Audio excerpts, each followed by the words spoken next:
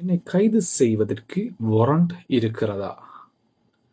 Warrant இல்லாமல் என்னை தொட்டுத்தான் பாருங்களேன் என்ற வீரவசனங்களை நாங்கள் சினிமாவிலே பார்த்ததுண்டு. ஆனால் நிஜத்தில் அவ்வாறு செய்ய முடியுமா?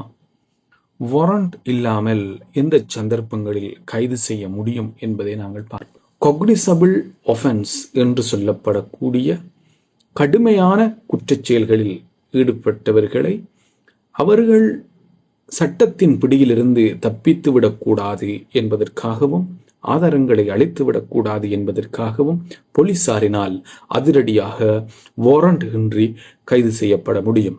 உதாரணமாக கொலை, கொள்ளை, பாலியல் வன்கொடுமைகள் போன்ற குற்றச்செயல்களில் ஈடுபட்டவர்களை வாரண்ட் இல்லாமல் அதிரடியாக கைது செய்ய முடியும்.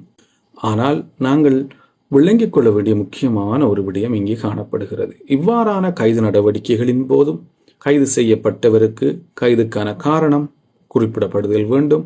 அத்துடன் அவரது சட்டத்தரணியை அவர் அணுகுவதற்கும் உரிமை உண்டு.